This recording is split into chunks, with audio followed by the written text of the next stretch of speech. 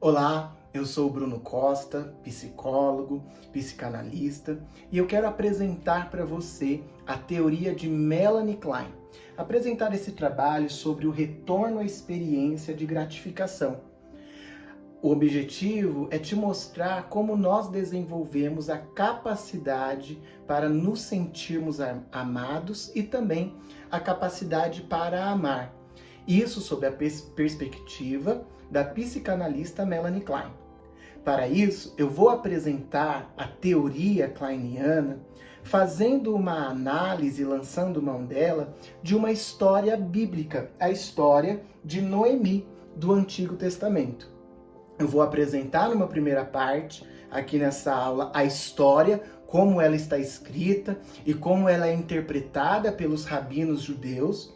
E em seguida faremos uma análise dos pormenores dessa história para vermos um caminho de transformação psíquica dessa personagem que eu escolhi, chamada Noemi. Essa é uma história de amor, um romance bíblico, um romance do Antigo Testamento, muito conhecido por judeus, também por cristãos. E falar de amor, falar de romance, me lembra sempre dessa psicanalista que tem uma teoria tão profunda. E a teoria dela vai revelando para nós, conforme eu vou te mostrar ainda nessa primeira aula, muitos pormenores do amor, tudo que envolve o amor, a capacidade para amar. E nós vamos ver que a travessia dessa história vai nos revelando muitas coisas sobre o amor. E nenhuma teórica melhor do que Melanie Klein para nos ensinar um pouco sobre isso. Antes de entrarmos diretamente na história, eu quero te mostrar que o próprio Freud, como você pode ver aqui, escolhi essa foto de Freud lendo um livro, porque acho que ela é muito simbólica, porque ao longo de toda a sua teoria, da explanação da teoria psicanalítica, Freud se voltou muitas vezes à literatura. Nós vemos ele citando muitos autores, poemas, livros, Shakespeare, extensamente, peças, novelas. Ele se volta muito à arte, à cultura, para tirar dali exemplos e explicar o psiquismo humano.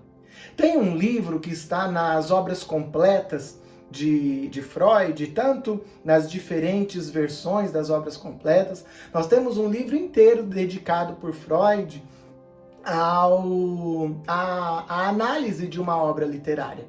O próprio complexo de Édipo, como você pode ver aqui, que é um dos fundamentos da psicanálise, um dos fundamentos que explica a origem, segundo Freud, da neurose humana, e que todo ser humano passa por ele. Essa dinâmica psíquica, essa estrutura psíquica é explicada através do mito do Édipo, né? Que é um mito grego, assim como o mito de Narciso, que é explicado também algo muito importante do nosso psiquismo, que é o narcisismo, que Freud ele explica. Mas na introdução do livro, que ele vai interpretar, analisar os sonhos de Gradiva, ele escreve logo na introdução algo muito bonito que eu fiz questão de citar aqui nesse trabalho. Ele diz: a descrição da mente humana é, na realidade, o campo mais legítimo dos autores literários. Ou seja, o campo mais legítimo dos escritores é descrever como que funciona a mente humana. E aí ele fala algo muito profundo, muito bonito. Ele diz que desde tempos imemoriais, o escritor tem sido um precursor da ciência e, portanto, da psicologia científica. Ou seja, onde a psicologia chegou, onde a psicanálise chegou, onde a ciência chegou para explicar o psiquismo, para explicar o funcionamento da mente, das emoções, os poetas, os autores literários já haviam chegado há muito tempo. Então tem um livro conhecidíssimo, que eu acho que em uma próxima oportunidade a gente pode estudar seus capítulos, que é um livro muito interessante que se chama Psicanálise dos Contos de Fadas. E ele explica a estrutura psíquica, explica a dinâmica psíquica da psicanálise através dos contos de fadas, Chapeuzinho Vermelho, Os Três Porquinhos, e é muito interessante olhar por esse viés. Então a psicanálise sempre se debruçou para a literatura por causa dessa concepção do próprio Freud, que os autores literários chegaram antes. Então a psicanálise estava pisando no terreno que já foi pisado pelos autores literários. Então vale muito a pena se alimentar da literatura. E hoje em dia, né, das obras cinematográficas, é muito comum a gente está assistindo uma série. Normalmente eu vou assistir série, filme, assim, de uma forma completamente desinteressada, para passar tempo. Antes não, no começo não, né? Mas hoje é muito comum você estar lendo e falar assim, gente, está assistindo e você falar assim, gente, isso é a descrição do inconsciente. Gente, isso aqui é a demonstração de uma dinâmica que a psicanálise explica amplamente.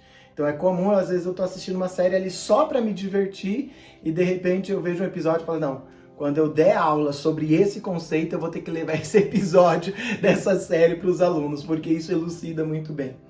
A própria autora, Melanie Klein, que é uma autora que eu gosto muito, que eu me identifico muito, que costumo falar e escrever muito sobre ela fez 3 análises de obras literárias. Né? E uma delas, ela fez um artigo dela muito importante, que é muito elucidativo, que resume muito da sua obra, que chama Sobre a Identificação. E para ela explicar esse mecanismo de identificação, que é um mecanismo assim muito importante, crucial, um conceito crucial na obra de Klein, é um conceito que veio do Freud, mas Melanie Klein, ela mergulha nesse conceito, e para explicar mais os pormenores desse conceito, ela ela analisa essa história, essa obra literária que se chama Se Eu Fosse Você.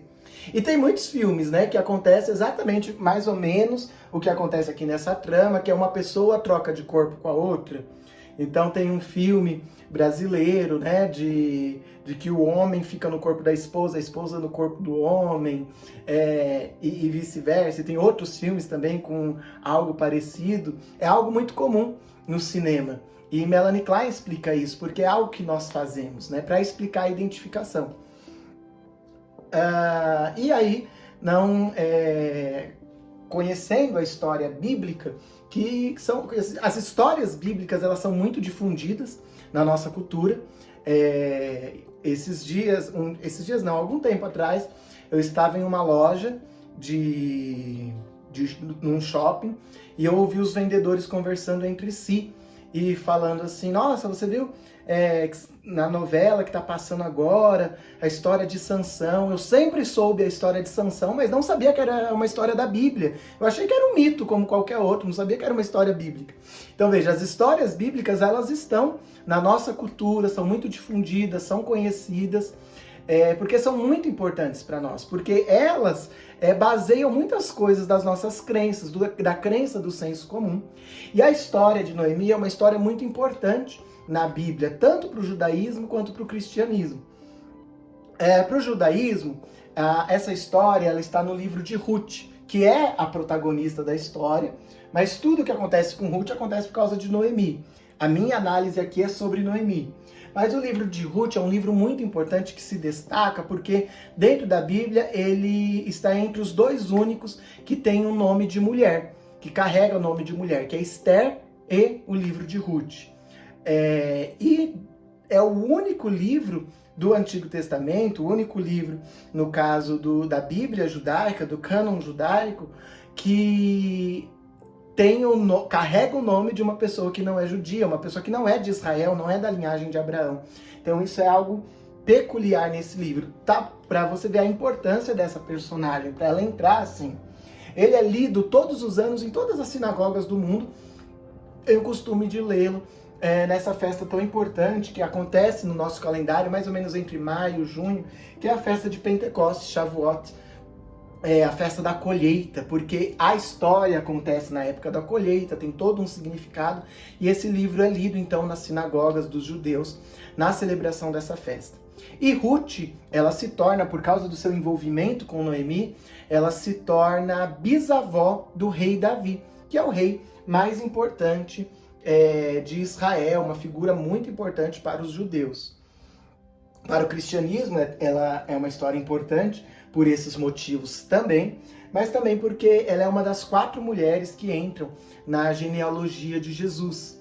Além disso, o próprio Boaz, que no final da história ele se casa com Ruth, e eu vou contar a história aqui resumidamente, você vai ver, é uma figura importante porque ele se torna um parente remidor. Ele pode redimir, mudar a situação financeira de Ruth e Noemi, primeiro porque ele é rico, mas também porque ele é um parente próximo. Então ele se encaixa perfeitamente na lei de ser um parente remidor.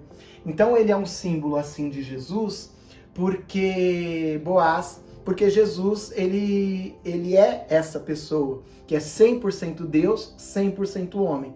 Sendo 100% Deus, ele tem condições de redimir a humanidade. E sendo 100% homem, ele é um parente próximo. Então ele seria o parente remidor da humanidade. Então Boaz é essa figura, um símbolo do próprio Jesus. Então essa é a importância dessa história para o próprio judaísmo. Uma coisa que chama a atenção de alguns estudiosos também é que Deus é um livro bíblico onde Deus praticamente não é citado.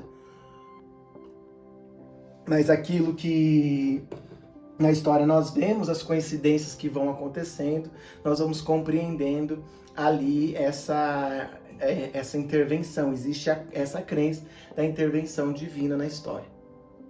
A história de Noemi apresenta um profundo processo de transformação psíquica, e é sobre essa transformação que nós vamos nos debruçar nesse estudo nos próximos vídeos, que pode ser analisado por meio da perspectiva da obra de Melanie Klein. Quando eu comecei a fazer essa análise, a minha intenção era analisar essa história a partir da psicanálise em geral, diferentes autores, conversar ali com Winnicott, com Bion, talvez, mas à medida que eu fui lendo, foi emergindo tantos conceitos kleinianos que eu escolhi me deter somente à teoria de Melanie Klein, para podermos nos aprofundar mais. Sua história é atravessada por mudanças e perdas muito dolorosas, mas também por encontros e provas de amor e fidelidade, levando-a a apresentar uma grande capacidade de integração e de criatividade, colocando então Noemi em contato com os aspectos bons da sua própria personalidade, o que por um período de sua vida não estava podendo ser acessado. Nós vamos ver isso com muitos detalhes, mas só esse parágrafo aqui do trabalho já é muito profundo. Mas nós vamos ver todo esse processo com muitos detalhes, e é uma história muito interessante. Então os conceitos eles são explorados e fundamentados teoricamente a partir da compreensão da teoria kleiniana. Vamos à história. Então essa foi a nossa introdução, vamos agora à história propriamente dita, a história de Noemi. Veja, a história começa localizando a narrativa no tempo e no espaço. Ela acontece em Belém, uma cidade de Israel, uma cidade muito conhecida, até porque anos mais tarde, 900, quase 1000 anos depois, Jesus nasce em Belém, de Judá. Belém significa casa do pão. E Jesus, ele tem esse símbolo de ser o pão vivo que desceu do céu. Ele, em uma determinada pregação sua, se autodenomina como o pão vivo que desceu do céu. E ele nasce na casa do pão, né, em Belém, onde ele alimentaria, esse é o símbolo, né? Jesus, ele vem para saciar a fome, o desejo, a necessidade da humanidade. E essa história é a história que acontece em Belém, a casa do pão. Casa do pão porque existe fartura, existe abundância, toda a cultura, toda a civilização antiga tinha sua economia baseada, sua sobrevivência baseada na agricultura. E com Israel não era diferente.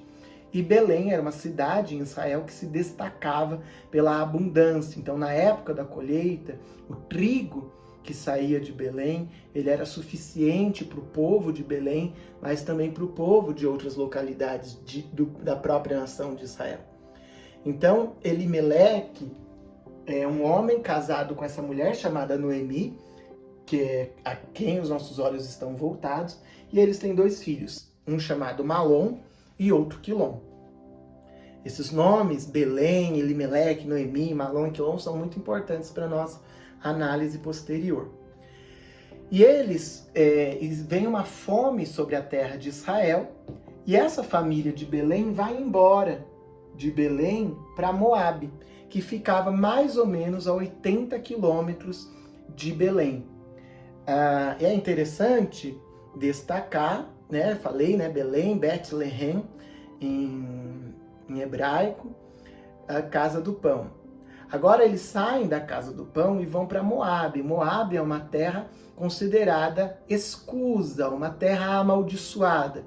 Amaldiçoada por causa de sua origem incestuosa, de uma história de 2 filhas que não tinham maridos e queriam ter descendentes, embebedam o pai, se deitam com o pai e concebem filhos do próprio pai. Então, por causa dessa origem, dessa descendência, veio os moabitas. Então, esses descendentes eram considerados amaldiçoados por ter uma origem estranha. E também os moabitas armaram muitas emboscadas contra Israel. Fizeram coisas muito ruins com Israel em guerras. Então, eles eram considerados muito inimigos ferrenhos, né? Coríntios e Palmeiras, né? Israel e Moabe. E havia uma lei em Israel, inclusive, contra o casamento com moabitas até a 3ª geração. Então você não podia casar nem com um neto de moabita. E Noemi vai justamente para Moabe. E chegando em Moabe, Elimeleque morre.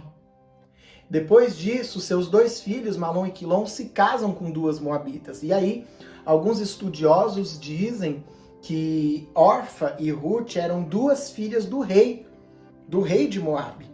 E os 2 filhos de Noemi, então, casam com essas 2 mulheres. Uma chamada Ruth e a outra chamada Orfa.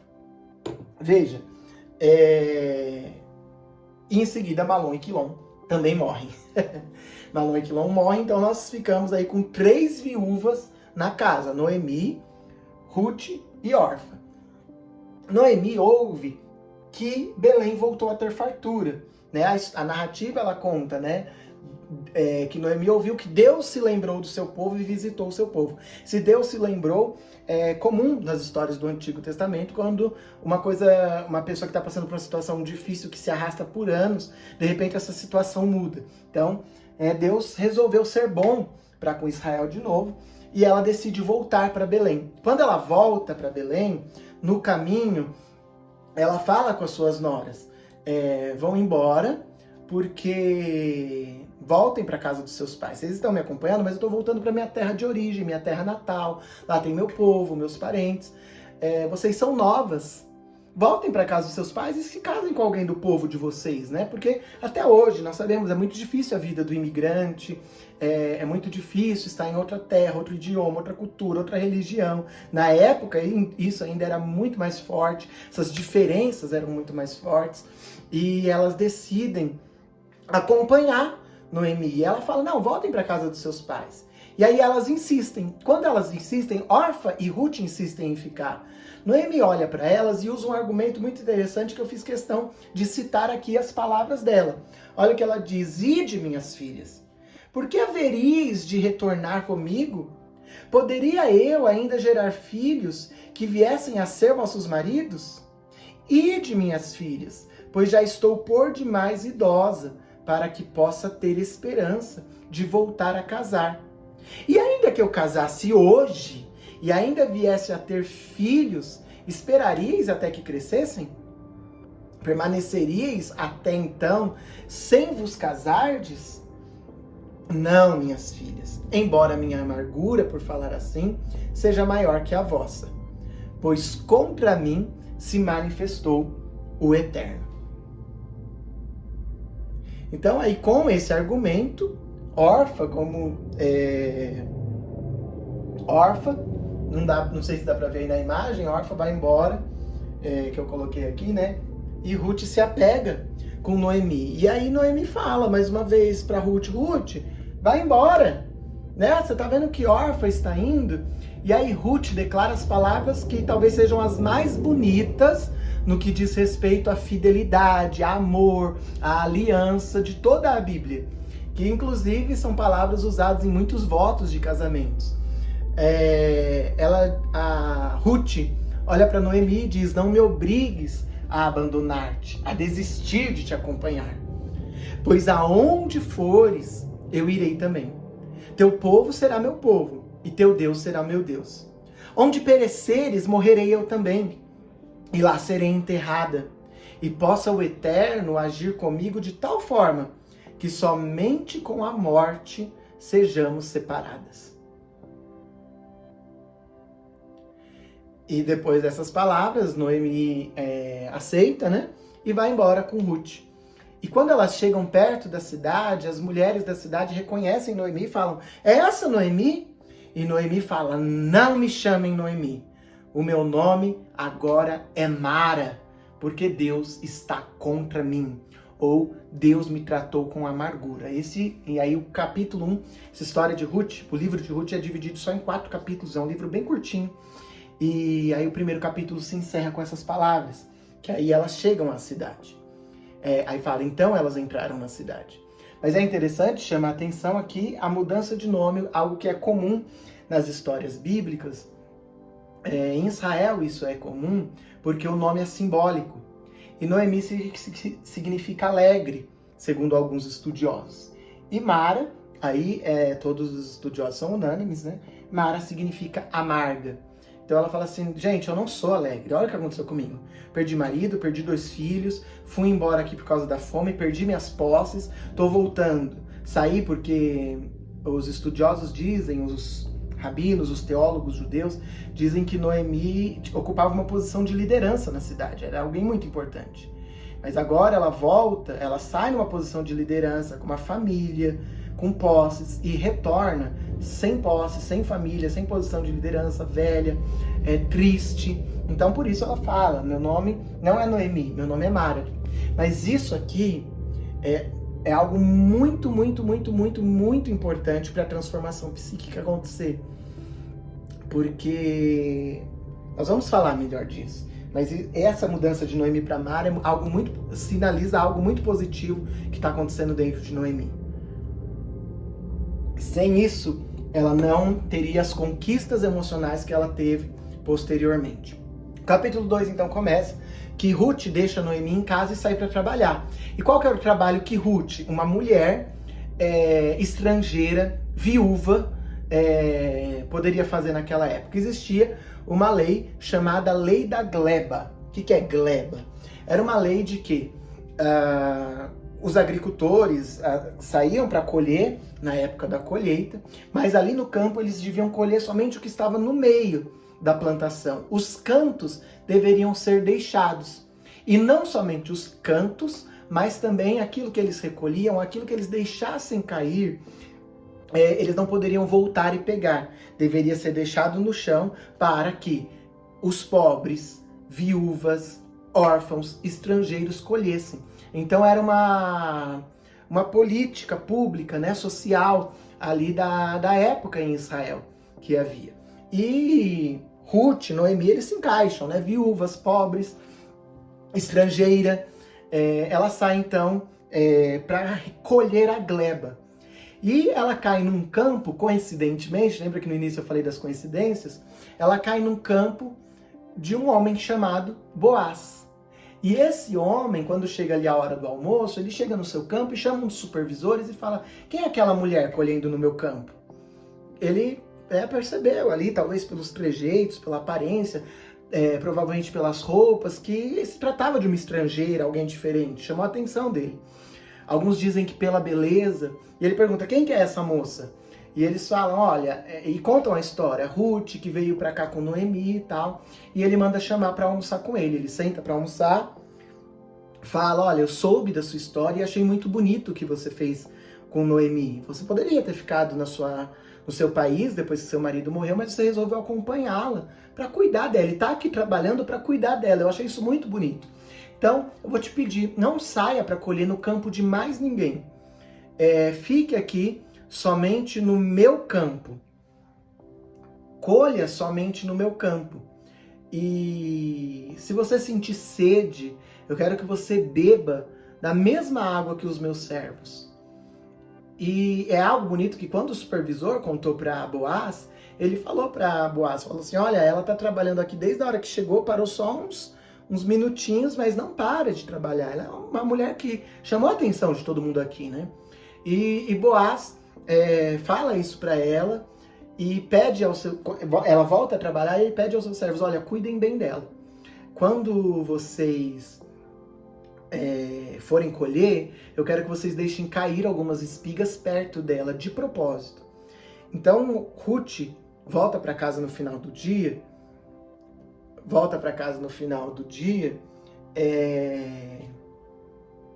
com muitas coisas, muita colheita. Deixa eu colocar aqui.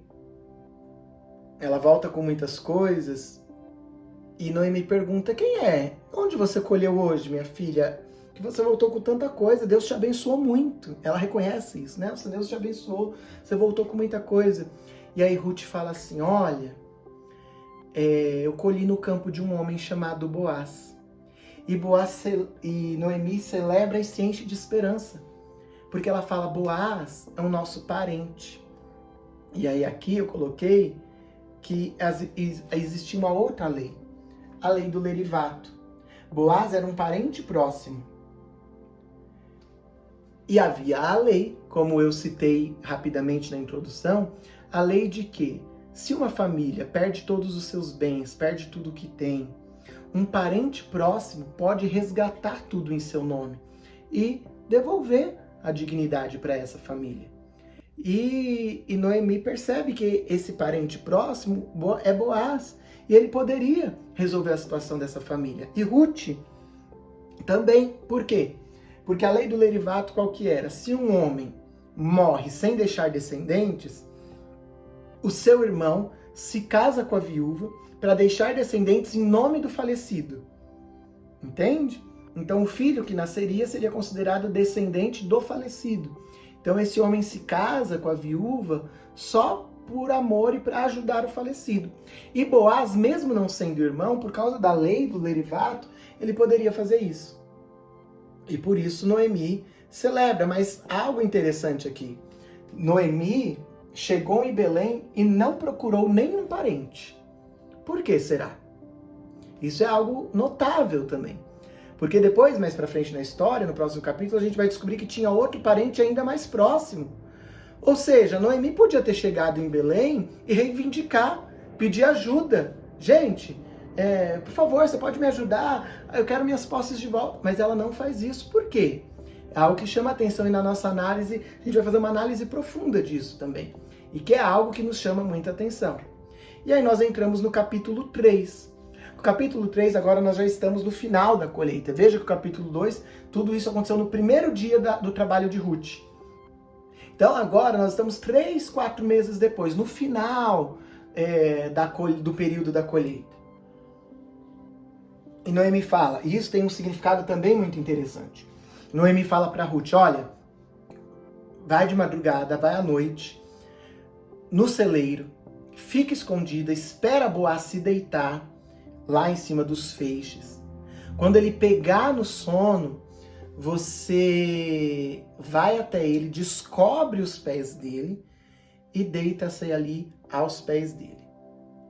E aí, eu até citei aqui, eu não vou ler, mas para resumir, um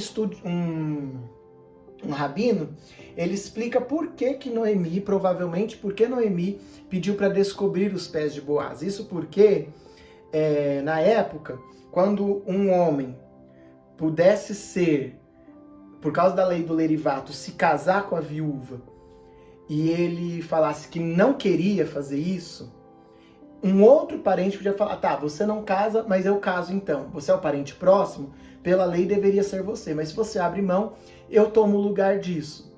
Ao fazer esse trato, eles faziam uma cerimônia nesse juramento. E um dos símbolos, um dos rituais nessa cerimônia era tirar os sapatos, ficar descalço. Então, dessa forma, segundo esse exegeta, quando Boaz se vê ali descalço, com os pés expostos, ele entender que aquilo significava um pedido de Ruth, para que ele assumisse essa família. E dá certo. A estratégia de Noemi dá certo, que Boaz, ele louva a Ruth por sua atitude. Isso é muito interessante.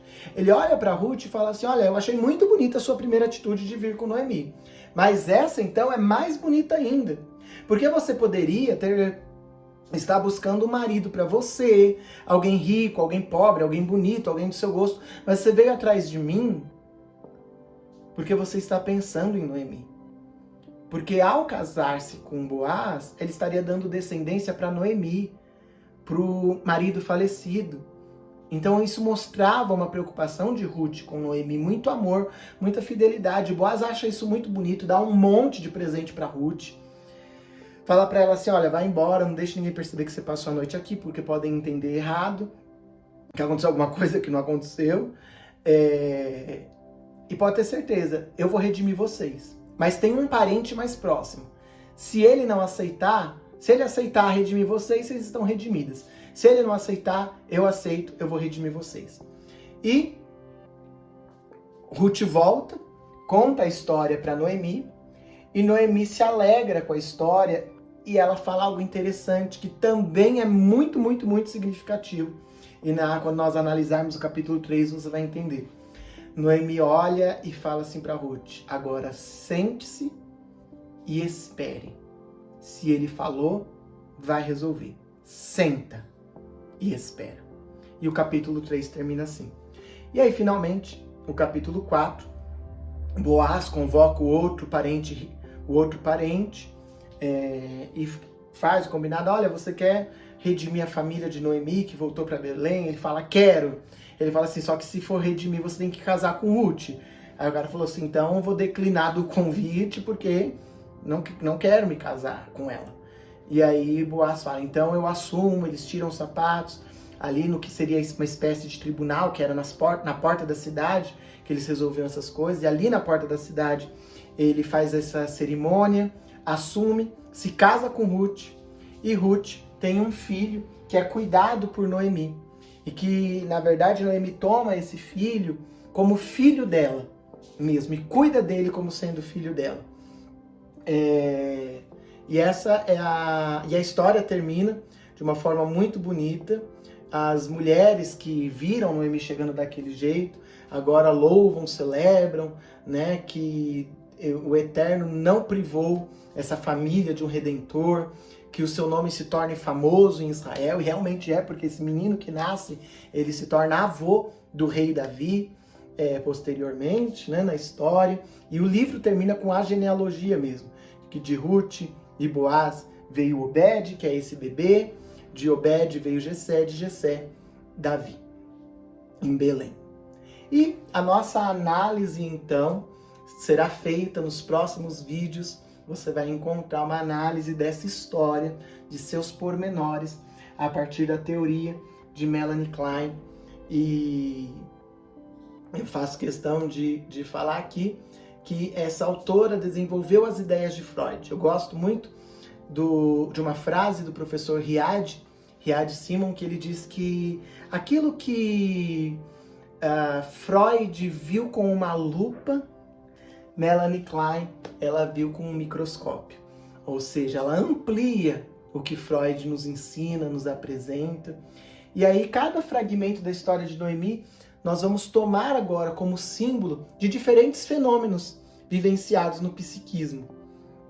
E para essa autora, para Melanie Klein, todas as ocorrências mentais diante de diferentes circunstâncias da vida são reflexos das percepções e afetos vivenciados no primeiro ano de vida, nos primeiros 6 meses de vida.